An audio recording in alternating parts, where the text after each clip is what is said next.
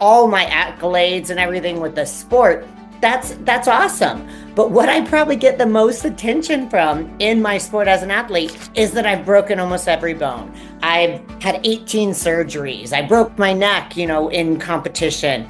I've competed in 10 Olympias and only one I didn't have something broken or torn. And it's like I still did it. I still stepped on stage, and three of those I won. So it's like you can achieve anything when you choose to believe in yourself and you find a path to get there. But you can't fake that.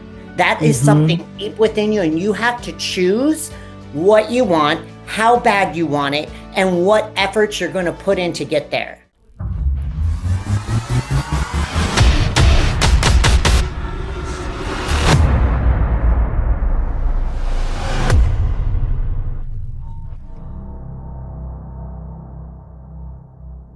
Thank y'all so much for tuning in to the Amberly Lago Show. You are in for such a treat. I originally started this show with I wanted to have people that had overcome the odds, that have grit and resilience, and that are truly remarkable in all that they've accomplished. And I couldn't think of a better guest than today's guest, y'all.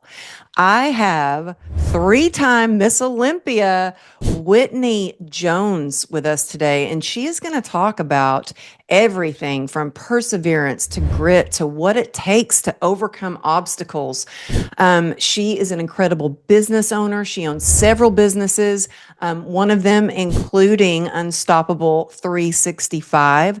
And not only that, she's doing big things in the world, and she has a new book coming out that I want to talk with her about as well. So we're going to dive right in. Whitney, thank you so much for being here. Thank you. Gosh, what an intro. My goodness. Now I got to live up to that. Oh my goodness. Well, I am so honored. And I was telling you before we started recording, I was like, I've just been binging all your stuff, all your posts, your interviews. And my husband is like, what are you listening to? And I was like, oh, you won't believe who I'm having on the show. And I just love all you're about, your positivity, your mental fortitude, your view on failure, and how you grow from it, and challenges, and everything that you do. And so I'm so excited to dive in. And I'm just curious, what made you get into the fitness industry and say, I'm going to compete? And you are so entertaining, by the way, to watch you on Thank stage. you. Oh Thanks. my goodness. Yeah. What was it that was that drive inside you that made you decide to get into the fitness industry? Well, to be honest, it was a complete dare. So I had no idea what I was doing. And I was at the gym, and I kept seeing these people who were really fit. So apparently they were training for a show. I didn't know that. And so I had been asking some questions. I was like, wow, these people look great, blah, blah, blah. And, I'd been an athlete growing up most of my life, and I love being active. But, it's like I wasn't exposed to everything. So I see these people getting fit. I ask about it. Long story short, someone's like, you could never do that. And I Oh, had that's the no best idea. motivation, isn't it? Yes, right. So I didn't know what they were doing. I didn't know if they were motocross racers, if they were underwater basket weavers. I had no idea. But that statement lit a fire. And it was like instantly I went, oh, yeah, I can. And they said, well, there's an event in 4 weeks. Can you do it? Or it was more than 4 weeks. But anyways, they said, oh, there's an event coming up. I dare you to do it. And I was like, I'm in. And they walked away, and I was like, what did I just sign up for? Like, can someone clue me in?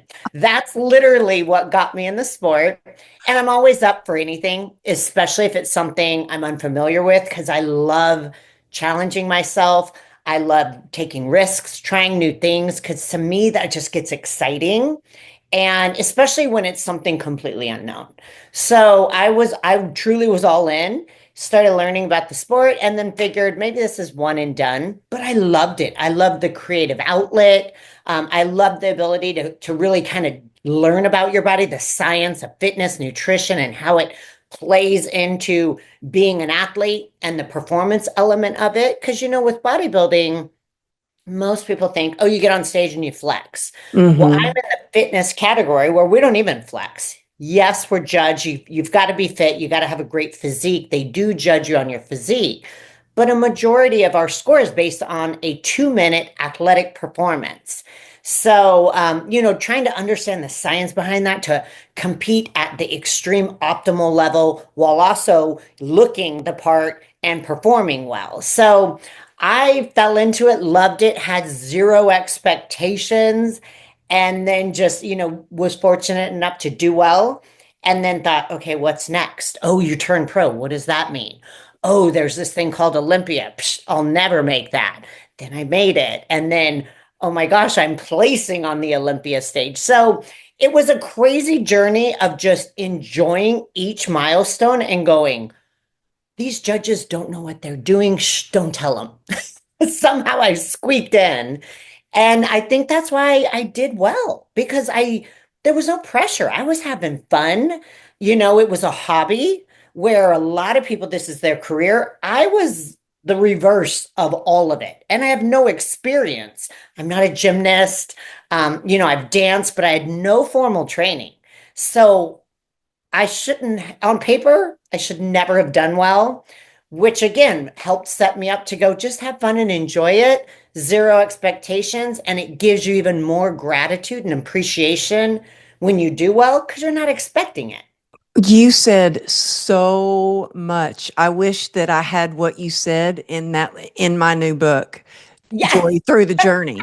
Because you know what? I think that's where you find success, though, is when you're not just focused on the outcome and you have Yeah. this expectation of, well, when I wrote my first book, I didn't know what I'm doing. Look, I still don't know what I'm doing, to be Yeah. honest with you.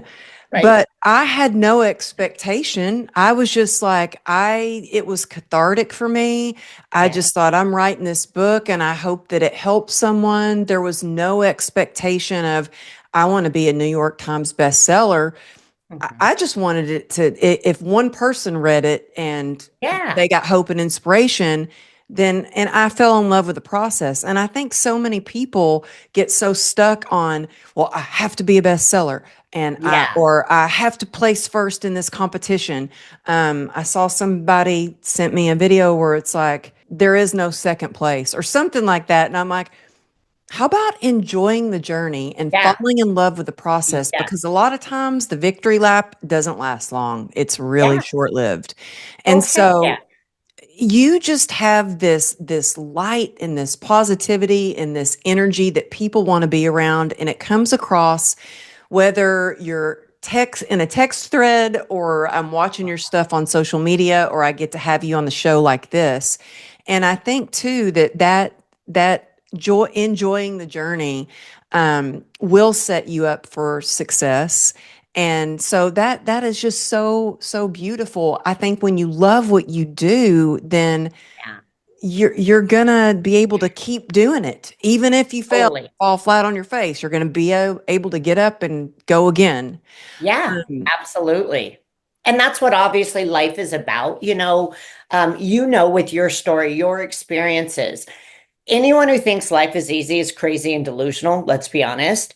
But it's the ability to now, with my life, with all the setbacks, and it's like you look at, yeah, life wasn't always easy, but there'd be people in the world who would trade places in a heartbeat. And if you can't have that perspective and go, okay, find the silver lining, look at the gold mhm. in this. Where's the learning opportunity? Where's the opportunity for growth? And as crazy as it sounds, and people say, you better knock on wood when you say this, but I literally, for the last several years, I've embraced challenges. That's where I do my best work. When my back is against the wall, when I am like scared, going, oh my gosh, this is risky. This could go very wrong. Life is heavy. Whatever the issue is, that's where I do the best because you have to go internally. You can't Yeah, expect anyone to rescue you. You have to choose to fight or to just fail. And I refuse to fail. I yeah, have to at least try. So to me, you can't fail when you're trying. And so you may not succeed, you may not completely hit your end result, but I love it. Like you've got to be able to take any challenge and go, It's going to be okay. And that's kind of the mentality now that I've come across, with my all my accolades and everything with the sport. That's awesome. But what I probably get the most attention from in my sport as an athlete is that I've broken almost every bone. I've had 18 surgeries. I broke my neck, in competition.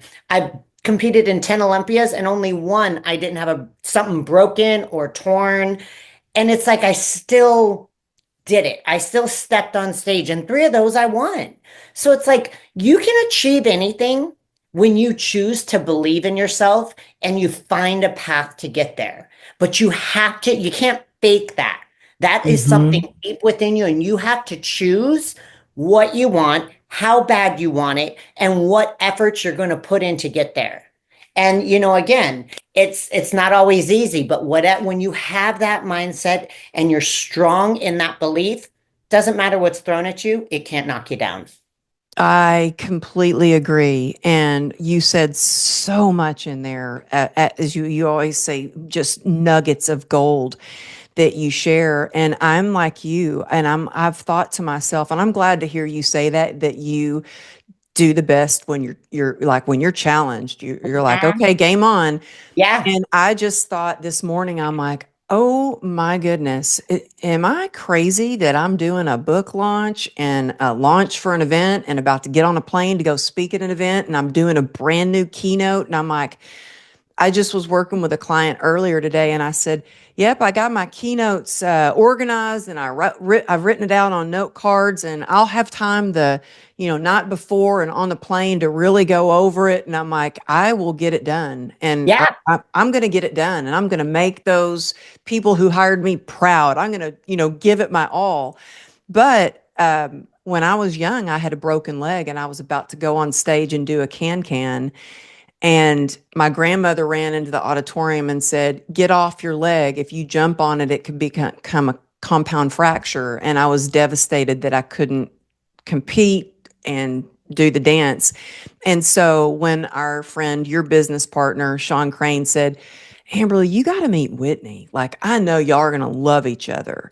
And yeah, he told me your story about competing with a broken leg, and you've had surgeries, ACL, neck surgery, like all these surgeries. Um, what do you think helped you develop the mindset to keep pushing and not fall into? I think so many people get into that victim mentality yeah. instead of Oh, go, "I'm going to be the victor. I'm going to do it anyway, and watch me." What helped yeah. you develop that mindset? Honestly, a lot of it just came down to with some of the stuff I was dealt in life. It was like, is this going to be the way it's going to be? Or do I have a choice? And Uh-huh. it's natural human nature. We want to have control of our life, our decisions, what's going on.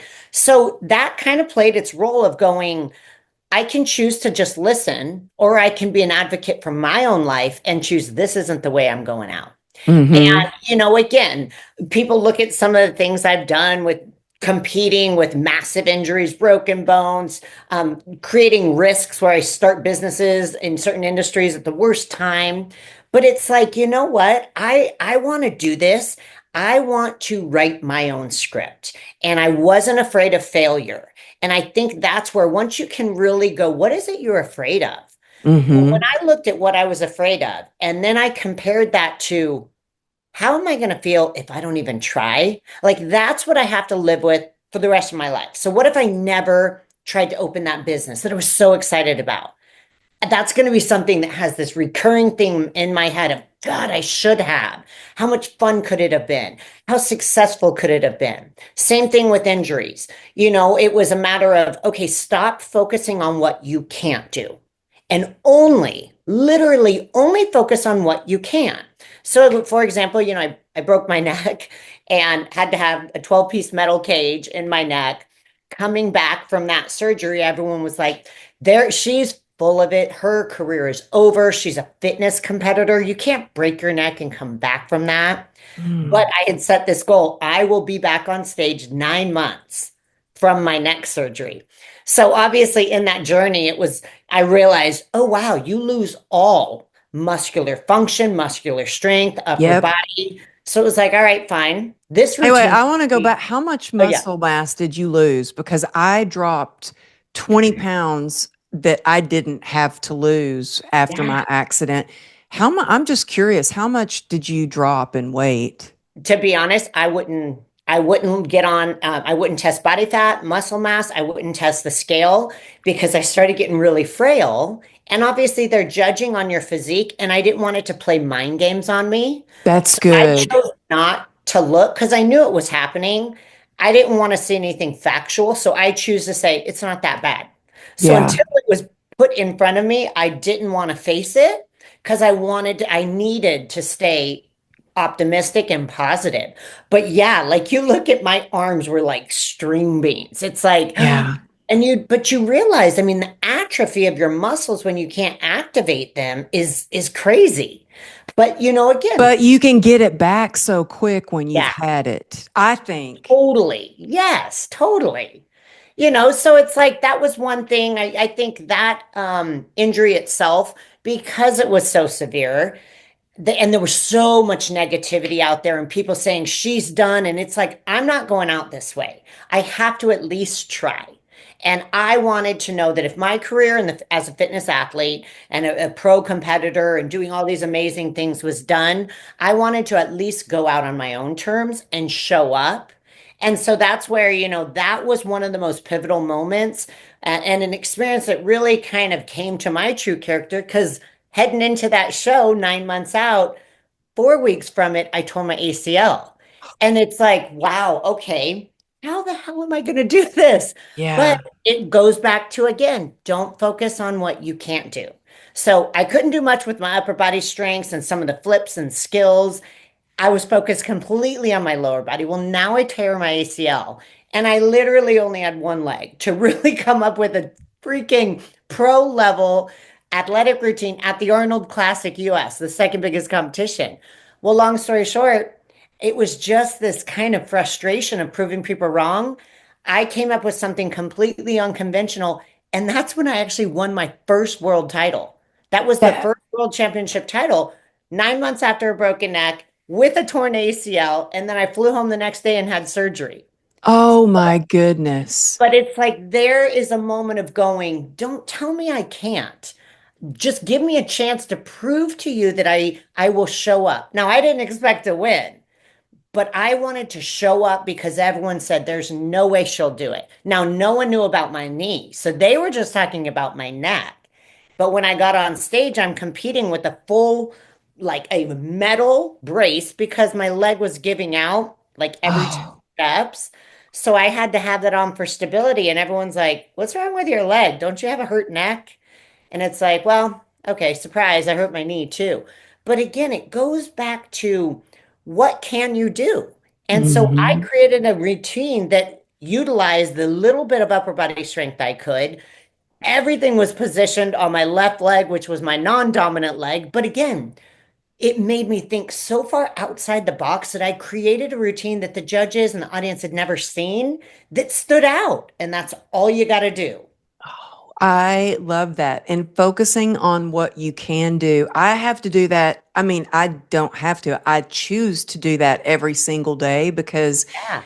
I wake up and with this incurable, supposedly incurable nerve disease that I have, being told that I'd be in a wheelchair for the rest of my life and I would never be able to work again or, walk again. I'd be permanently Yeah. disabled. I was like, oh, really? Watch me. And I'll never forget Yeah. there was a time my husband went to me, with me to a doctor's visit and he goes, you will not believe what she did. She went on the flying trapeze and then she went paddle boarding and then she did that and she went on a hike and he thought he was going to be telling on me so I would stop doing stuff. And the doctor said, I love my doctor. He goes, well, good. You keep doing whatever you can. He was my favorite doctor because That's he was a amazing. doctor that didn't tell me, don't do it. He was like, you go for it. Keep doing Yeah. what you can.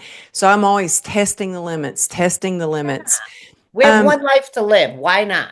yeah, why not? And I've heard you say something before that, like when you're going in competing or going into a new business, and so, like, so what if you fail? If you go in doing your best, you've done the work, you can say you've done your best, then it's great.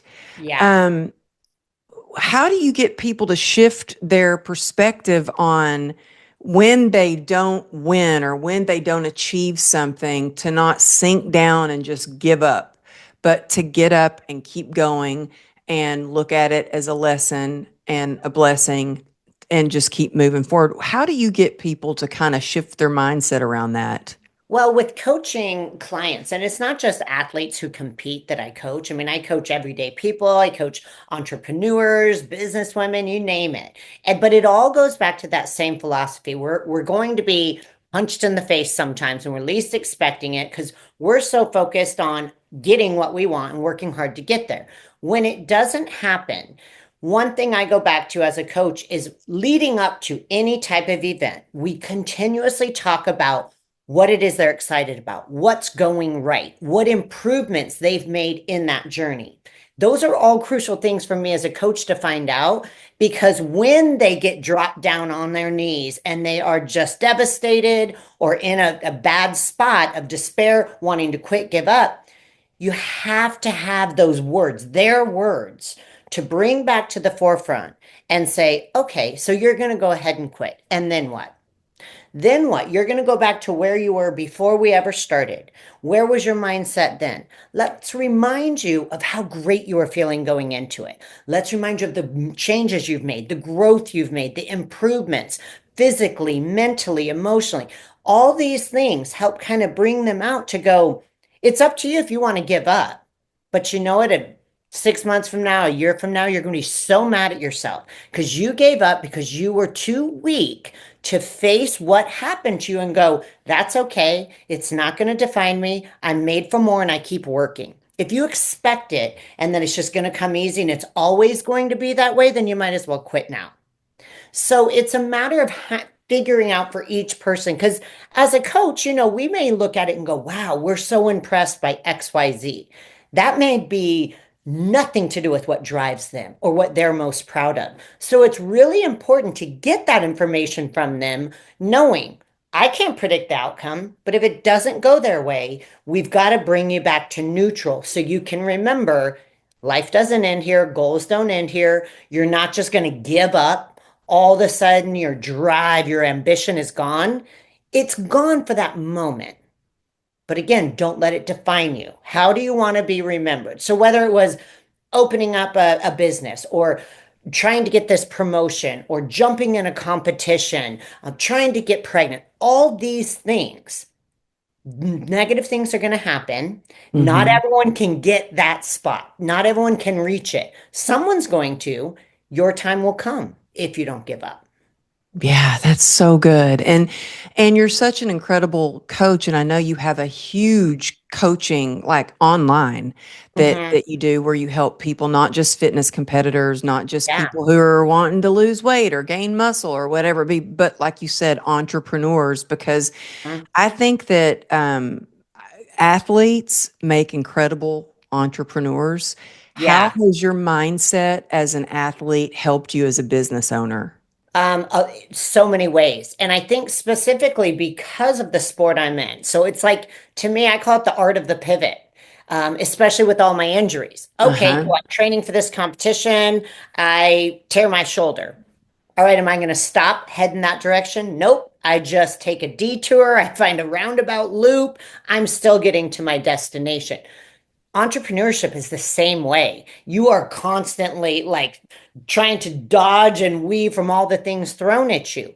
Once you can master the art of the pivot and being like, oh, duck, okay, back, next, you just expect that curveballs are coming and it doesn't really derail you. Whereas early on as an entrepreneur, I almost laugh at myself. I look back at some of my emails from the first year of my first business and the things I was so stressed about and so worked up about. And Yeah. now I'm like, that was the first 15 minutes of my day. But it's like you start learning how to handle setbacks with ease, where it's like, it's not that big of a deal. There is always a workaround, there is always a different path. we just sometimes as humans get stuck in tunnel vision that there is only one way and there is nothing further from the truth. The pivot and learning to pivot is the graceful art of entrepreneurship. It is the graceful art of a championship mindset. It's the way that you can go, nothing's going to break my focus or keep me from achieving the goal. I just don't know what path I'm going to take to get there, but I will get there. Yeah, I love that. And I'll never forget, I had somebody reach out to me and they said, "Well, I just don't know how you work out with CRP, with complex regional pain syndrome." And I said, "Well, what do you mean?" I said, "I have it in my leg." I said, "If I'm having a flare up day, then I sit down to do exercises, or I Yeah. do exercises on my knee, or I do it on one leg." And my daughter, and I know you've got children and our kids are watching us. It's not just our Yeah. team that's watching us. It's not just the people that, our clients that are watching us. It's our children that are watching us. And I've been at the, standing in line at the store before, and I don't complain, but my daughter can tell if I'm starting to hurt, especially if I'm Yeah. standing in one spot, and she'll look at me and she'll go, "Mom, just stand on one leg." So she's seen me stand Yeah. on one leg enough that she goes, "Mom, just stand on one leg," so she knows. And it's like, Yeah. so I told this lady who had reached out to me, I said, "Yeah," I said, "then if you've got it in your lower body," I said, "do upper body." I said, "But don't stop moving. Keep Yes.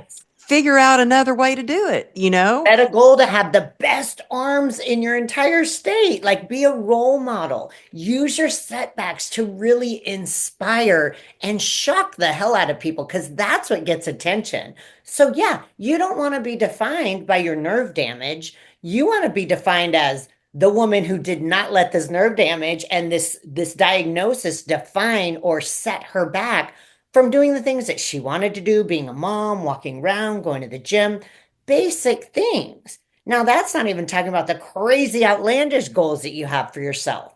But like you said, there's this mindset that we can be a victim and that will just stop all of our hopes and dreams. Well, Uh-huh. when we have kids, and maybe that is a big difference for maybe us versus others. When we know our kids are watching, what advice would we give our kids? We would not let this be something that kills their dreams, kills their joy. So if we're not walking the walk and talking the talk, why the heck are they going to listen to us? So Hmm. yeah, it's like, okay, so if my child was dealing with this very thing, what would I want them to do? Well, guess what? Act as if. And as a parent, it's easy for us to go, all right. We can tap into that. Why? Because we've both been dealt some crazy things that were unexpected, but yet we knew we wanted a life of passion and purpose and really accomplishing ridiculous things that people said we never could. That drives us. But absolutely, when we know others are watching, and it's not just kids, like if you're a business owner, your coworkers, your employees are watching, you're modeling. People on social media are watching Yes. And all it that takes we is have maybe no one person. idea, Yep. you know? Oh, yeah. Yeah. Yeah. I mean, okay, you have got a lot of grit and you are just full of energy and a powerhouse. Are there times where you have found yourself push too far to the point where you crashed, or maybe you got sick, or you hurt yourself worse, or you were like, "Okay, that wasn't a straightaway. That was a curve I needed to slow down on and give Mhm. yourself a little more grace." Have there been moments like that in your life? Tons. Tons. The truth is, like, we wouldn't be here if we didn't have those times that really knocked us down because it's the one opportunity you have to learn. So, gosh, I was a new mom. One of the most profound experiences for me, if I had to really kind of sum it up, there was a period of time where within a little over a year, so about, I think it was 13 or 14 months, I just, his first year as a business owner, I'd opened up my gym, put everything on the line, my house, my car, like everything. My security was at risk. My mom soon after got diagnosed with cancer. She's my heart, my soul, my best friend. and it came out of nowhere. It was fast, aggressive. She passed within 8 months. I was there with her when she took her last breath. So just Oh, devastating. Then shortly after, found out some things. I ended up having to get divorced because I wasn't okay oh, with those things with two little kids, 3 and 5. So suddenly, overnight, a single mom. And then shortly after that, I found out one of my trusted business partners was actually stealing money, which was putting our business at risk. So mm, it's like that moment in all in such a short period of time, right? I started crumbling bad, where I was just depressed, sad, crying. Why, and I here have these two little boys who are just innocent. And I tell you what, it was at that moment that I had a choice to go, is this going to make me the stereotypical train wreck that everyone's expecting because of all this stuff? Or am I going to show everyone that it doesn't matter what happens to me? I will rise above this and I won't just survive, I will thrive. And that was something that just really drove into me to go, no, nope, I can't control any of what's happened. All I can do is I can control every step I make from here on after. That was probably the hardest time in my life. But from that too, like again, knowing I handled all that and it didn't kill me. I didn't turn into some crazy bitter lady that everyone was expecting yeah, me to. I went on, I kept true to the core of who I was. I wanted to continue to be a good person. I didn't want these things to change who I was. I didn't want my boys to be affected. But from that, of course, it helped develop even more of that grit and relentless pursuit of achieving my dreams and redefining my life. Now, with mm, that too, you start setting crazy goals. And yeah, there have been plenty of times it's like I've made some jumps into businesses that probably weren't the best. And I had to learn from that and go, okay, should have listened. I've done events where, I'm dealing with a nagging injury. Oh, I'm going to be okay. I'm going to be okay. And I push things too hard. And now I'm really hurt and really paying for it. So, absolutely, but again, there's always certain lessons. When you have a failure in a business venture, guess what? You are paying attention to all these little details that maybe you missed that first time. you When sure you are. right? Yes, exactly. It opens your eyes big time. Yeah, And then same thing with injuries, again, since I was never a gymnast, a lot of times I'm trying crazy unconventional tricks and flips. And then my niche with my routines is breakdancing. I don't know how to break dance. I started breakdancing when I was over 40, literally. Like, what am I thinking? But I love it. But yeah, so I don't know if I'm just sore or if that tweak in my shoulder is something to be concerned about. Clearly, I've had plenty of injuries, so each injury teaches me something new. When you feel certain things or you're tight in certain areas, you got to shut it down. So, yeah, again, all these things, all these times that are like, oh gosh, did that really just happen? My brain now can instantly check into, all right, what am I going to do? What's next? Don't yep. worry about what's going on or what has happened. That can't change. What am I going to do now? How am I going to make sure I don't do this again? What key things am I going to remember so this sticks in my head for the future time to stop me and prevent me from making this same mistake again? Oh, that's so good. And you would relate to this. So I think from everything that you've shared. So when I was laying in the street after I'd been, on my motorcycle hit by an SUV, I'm laying in the street. My leg is broken into pieces. My foot's dangling off. There's blood everywhere. Didn't know my femoral artery was severed. Do you know one of the first thoughts I had in my head was, what's next? I was thinking already, well, I'm probably going to have to train clients on crutches for a Yeah. while. That's going to kind of suck. But oh well, I can still train them on crutches. And Yeah. I mean, I was like, okay, what's next? Yeah. What's next? Yeah, Right? exactly, exactly. And you just learn from every single thing that you go through. And it was interesting because after my 34th surgery, and I was training clients in between surgeries, and um, I had one of my clients said, "You know what, Amberly, you're actually a better trainer now," because I felt broken. And we're going to get into your book next. Yeah. I felt so broken because I was like, who's going to want to train with me? Like, Yeah. I had lost 20 pounds of muscle. I was used to holding mitts for huge guys, Hmm. uh, uh, training people to, I trained male competitors for stage. Yeah. My, and I had one of my clients say, "You're a better trainer now because you can understand my pain more." Yeah. And Oh, yeah. that really was eye opening for me. And sometimes all we need to do is hear a little feedback like that to Mhm. go, oh, wait a minute. I have learned a lot from this lesson. Yeah. And so all it takes that little shift in perspective. And thank you so much for sharing about what you went through with your mom, your business, your ex, Yeah. because I think sometimes, for me anyway, the emotional things that I've gone through, the Yeah. heartfelt things that I've gone through, have been harder than the physical things that I've gone through. 100%, right? I tell people all the time, they're like, are you afraid of like if you break another bone? I'm like, breaking bones and injuries, that's the easy part. The hard part is actually the emotional and mental toll of the hard stuff in life. So Hmm. you see it. But, again, that's where you realize how to really impact positively people because now you can tap into something where you had to really overcome. A bone, you put a cast on it, and if you don't do anything stupid, it heals. A lot of people will not face the emotional damage, trauma, anything that's really kind of defining them into a way that they're not happy or proud of. They don't want to face it because it's hard. And It it is hard. like voluntary work. So again, if I break a bone, I just have to allow them to put a cast on it.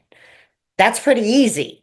Well, when you're dealing with emotional stuff that's really heavy, it's an ongoing battle and it's mentally trying to keep yourself from kind of falling back down. That's the hard stuff. But any really truly successful person that I've met, whether it's in business, life, as an athlete, they've had to really work hard to overcome some emotional stuff that could have absolutely redefined them, could have completely derailed them, but they chose to be brave enough to face it because they wanted more from themselves. Yeah, and do the work. It takes Yeah. work. I mean, it really takes a lot of work, hard work, of digging in deep. And no, I don't know if you ever completely heal from some of that. Some stuff you might still get triggered by, but Sure. you Yeah. can go, okay, that triggered me, but I know that's what that is, and I know I have these tools to get through it. Exactly. Yeah, I mean, all that you've shared is just so amazing. And I want to get into your book because you have a new book that when is the date that comes out? So it comes out January 21st. So I wanted to show you this is a copy. Now, this is just one of our proofs, so not for resale. So you can't I've completely seen see that kind of thing yeah, before. Yeah. how many copies you review. But I am so excited about this. This actually was a book that was started 4 years ago, 4 years. And I Wow. completely scratched and started over 3 times. And then last year I decided I have this thing I can't stand if I start something and don't finish. And Mm-hmm. so this had been like this monkey on my back. The biggest thing was it's hard to really, I'm like, who wants to read a book about me? And because I'm truly like a goofball and I do silly random stuff. I'm built on laughter and sugar. And so I'm like, well, how am I going to share a book? Like, what would be exciting? So, long story short, I wanted this book to be talking about principles of how I've adopted the mindset of winning broken. Like, we all are a little broken. That is the truth. We Mm-hmm. all have stories. We've all dealt with stuff. But what sets the people who are truly successful apart from just the everyday person, it's that they know how to win broken. They know how to accept their brokenness, whether it's physically with broken bones or Mm-hmm. mentally or emotionally, and they choose something better for themselves. So this is kind of a blueprint of sharing my own personal stories with some humor, of course, and then outlining steps and strategies to help someone who may be feeling down, who may need that strategy and that path to better their life. And then it's also like it's a journal, so it asks questions. It's a guided journal. So after each chapter, it takes my own stories and the principles that I'm teaching and asks thought-provoking questions to say, tell me this. And how, using these principles I've outlined, can you take this situation you're dealing with and now shift it? And so it's a very entertaining, just with my ridiculousness as a person, real life stories, and then a guided blueprint on how to help teach you to win broken. Because again, accepting what you are is the best thing, because then you can go, this won't define me. Now I'm going to learn to win broken and really thrive and just be on top of the world with who I am, understanding what it is you want to be seen as, and pushing hard to achieve those things in life.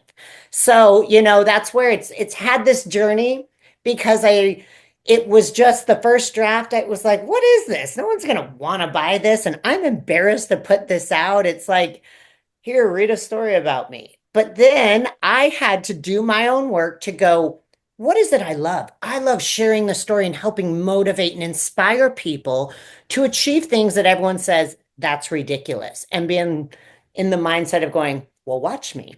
So I'm Mhm. really proud of it now. I'm super excited. So January 21st, it launches on Amazon. You can buy it. And I just hope that people learn something from it and it really helps give them a chance to look internally about who they are and what greatness they can achieve and have a path to get there. Oh my goodness. I am so excited to get this book. I know I'm going to love it. And I love that you have like a journal entry after Yeah. each chapter. Author to author, I just have to talk. I could talk to you all day, I'm sure, but I know we're Yeah. out of time, but it's like, I don't know if you had this, but so I had a sticky note. Actually, it's still here on my computer for my book for years. And then when I had a publisher reach out to me and say, would be interested in writing a book with you, do you have any ideas? I'm like, actually, I do. And Yeah. then I felt like, my first book took me 2 years to write it. And this book, it was like, there was a lot of pressure because I was like, I had real deadlines. Yes. And then I was like, oh man, I wish I would have added like like journal entries at the end of Yeah. each chapter. But then, and I'm just keeping it real with y'all listeners, Yeah. but I have actionable takeaways at the end of each chapter. And so, you know what I did? I was like, well, I'll make a companion book. Yeah. And I Mhm. made a free downloadable companion book. So, see what you were talking about earlier. It's like, well, I didn't feel quite right about that. Well, I pivoted. What else can I Yes. do? You know what I Yeah. mean? That's Yeah. just what we do. We pivot and we do. Exactly. So, can people find this on your website? You want to give people your website? Yeah, so my website is Fitwit Jones. So that's just kind of an introduction of everything of who I am, a lot of the different businesses that I have. And then we are actually this week getting the link and everything up so that it'll take you right there. If people want the book itself, they can go straight to Amazon. It's When Broken. And then, as you saw, I'm on social media a ton. I obviously put out real legitimate content and try to educate people on some of the expertise, but I'm also doing shenanigans and just posting ridiculousness. I love to laugh. I think memes and reels are the highlight of my day every day. So I think they're the greatest thing ever. So people can follow me on social media. Instagram is kind of the core of what I do right now, and that's Whitney Jones _ IFBB Pro. And yeah, all the crazy antics and things that I'm up to, always I post and share. But more importantly, I love the connection. Like with Unstoppable 365, we coach a lot of athletes. Not athletes, I shouldn't say that. I call everyone athlete because I think that's the core of that's the desire everyone wants. But Unstoppable 365 is for the everyday person, just really looking to level up. and it's a community. So we have a weekly women's call where we connect. We have this support. We're cheering each other on in their successes. We're sharing life events from, people getting married, having babies, kids getting engaged, going to college. We keep it real, raw, and it's just an amazing group of women. So the biggest thing is I love connection. So anyone that's listening to this, just know that if you message me, I will reply. I handle all of my own stuff because that's what I thrive on daily is that connection, helping hear people's stories and how can I help you? If there's anything I've done in my life that I could find a common ground, I'm happy to share it with you. Tell me your wind broken story. All these things as entrepreneurs, as women, from the stuff that we've been through, isn't it the greatest that we get to have these opportunities and platforms to connect with others that we would have never had if we had not pushed the limits and chose to write our own script in life? But we do, and that's the greatest joy is again the chance that I get to meet you and we're on this Oh, podcast. That came together because there's so many different people that we realized, how have we not met yet? Because I we know know. I way too really many thought people. that.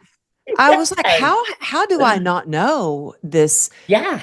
amazing lady? And I just have to say, your social media, I am so inspired by your Okay. Instagram. I mean, I'm inspired by you as a person, but like as just like you're like a content creator and you are so good at it. And Oh gosh. the way that you show up is like you if y'all go to her Instagram, you're gonna binge it. You're gonna seriously binge it. And so I love how you show up. I'm just so grateful for you. But I also had an idea spark. And I know that when we Ooh, get together, and I hope I get to see you when I'm in Scottsdale. I I really want to know. see you. I'll Yes, message you and see how and when definitely. that's going to happen. I've been thinking about it. Yeah. But when you said reach out to you and share their win story, Hmm. why don't you guys listening? You should really do a post on your social media about your win broken story and tag Whitney and Oh yeah. hashtag win broken. And hey, you can tag me. I'll share it in my story too, because Yeah. I I love love hearing, it. let's get her book out there in the hands of people who really need to read it and just shout it off the rooftop. So share your when broken story on social media. Yeah. And you just have a heart of gold. And y'all reach out to her for whether it's coaching, getting involved in her Unstoppable 365 group, who, if you're a listener of the show and you've heard, I've had Sean Crane, who's one of her Yeah. business partners on the show as well, who thank you, Sean, for introducing us. Yeah. I don't think he's the first. I think Brian Galkey was the first Yeah. person who introduced Yep. us. And Yes. then And Sean you know introduced, I'm what's like, okay, crazy though? I found a message from 3 years ago because I think it was Sean had mentioned your name to me months ago, and then you guys had your interview. But then when Brian messaged, I'm like, okay, this is too crazy. There was someone from years ago that had sent me an Instagram message saying, oh my gosh, I thought you guys were sisters and you guys are the same person. So I meant to send that to you. I need to go back and find it now because I knew oh my I heard your goodness. name way back. So, and now, Wow. of course, sitting here, I'm like, we are the same person. Maybe you're the sister I never had. I just adopt you as my Um, sister? I well, mean, that but comes with risk. that is a huge compliment because if you're just listening and you're not watching this on YouTube, you might want to look on YouTube because Whitney is like stunningly gorgeous. Oh gosh, come Yeah. on. And No. you're not. Let's be Well, real. thank you. Thank you. Thank you. Oh yeah. But Hey, I'll be your sister. You just got to accept me though. We get to oh, choose our friends. We don't always get to choose our family. If you adopt me, that's at your own risk. okay. I'm ready to. We were good. I We'll love it. get I have a feeling we might get into some trouble together though. Yes. Yes, it sounds amazing. Yes. So, yeah. So, you guys go out there, grab her book, and follow her on social media. reach out to her and share your when broken story. I want to hear all about your when broken story. But anyway, Whitney, oh, I love you, my new sister. Oh, I know, right? Heck yeah, Yes, I love it. yeah. I'll send over the paperwork. You're going to officially adopt me. Well, No, thank this is you so amazing. much. And like I said, I had all these questions written down. I didn't get to them, but we covered so much. But We did. maybe there'll be a part two because we'll have to do it in studio sometime. Yeah. When Oh, I'm heck back in yeah. studio after, so I'm back in the studio after my annual event. And if you're ever in Dallas, we'll have to have you in studio. So Oh gosh, anyway, I'd love it. Heck yeah. I would love oh, it. And yes, when you come to Scottsdale, let me know the dates. We must get together, even if it's for a quick hug and a coffee and to sign okay. the adoption paperwork. Okay. We'll get the paperwork taken care of. Well, hey, Ah, thank you. Thank you. Thank you for being on the show. Y'all, thank you so much for tuning in to the show. It's because of you tuning in and your support that you have made this podcast a top 1% podcast. And I so appreciate that. So thanks for tuning in, and we will see you next week.